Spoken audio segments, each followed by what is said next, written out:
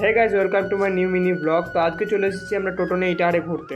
আশেপাশে দেখতে দেখতে আমার নজরে এলো রাস্তার পাশে এক কলসির দোকানে। কারণ দোকানটা ছিল অনেক দূরে, তাই একটু এগিয়ে গেলাম। তো দোকানে গিয়ে দাদাকে জিজ্ঞাসা করলাম কলসির কেমন দাম। তো দাদা বললো 100 টাকা। তো আমার ঠিক একটা পছন্দ হলো না, তাই আমি দোকান থেকে বেরিয়ে চলে আসলাম। তো দিনটা ছিল মেঘলা মেঘলা, আর ব্লগটা করতে খুব ভালো লাগছিল। রাস্তার মধ্যে দেখছি কিন্তু কোনো প্যাসেঞ্জার ছিল না। একটুখানি বন্ধুর সাথে মজা করে নিলাম, কারণ গাড়ির মধ্যে কেউ ছিল না। রাস্তাতে যেতে যেতে দেখলাম একটা মহিলাকে, তাই তাড়াতাড়ি করে গাড়িটা ঘুরে নিলাম আর মহিলাটির কাছে পৌঁছে গেলাম। কিন্তু একটা সমস্যা হয়ে গেল। তো কিছুক্ষণ কথা বলার পর ফাইনালি সেই প্যাসেঞ্জার বললো সে যাবে না। তো আমরা মন খারাপ না করে টোটো নিয়ে ঘুরে গেলাম নিজের বাড়ি যাওয়ার জন্য, কারণ দিনটা খুব রৌদ্র ছিল তাই। কিন্তু সেই কথা নিয়ে আমরা এখনো মজা করেই যাচ্ছিলাম। কিন্তু সামনে দেখছি একটা গাড়ি খারাপ হয়ে আছে, তো সেটাতে গুরুত্ব না দিয়ে কিন্তু তোমরা এই তরমুজগুলোর উপর গুরুত্ব দাও, কারণ গরমে এইগুলোই কাজে দেবে। কিছুক্ষণ পর একটা প্যাসেঞ্জার পেলাম। তো আমরা বর্তমানে এখন ব্রিজের ওপর আছি। সেই প্যাসেঞ্জারকেও আমরা নিজের জায়গা স্থান মতো তাকে ছেড়ে দিলাম। কিছুটা ব্রিজের কাছাকাছি আমরা চলে এসেছি। ফাইনালি আমরা মাধবপুর ব্রিজের ওপর আছি। তো তোমাদেরকে একটা ভিউ দেখাবো, কেমন লাগলো কমেন্টে জানাবা। তো ভিউটা দেখো।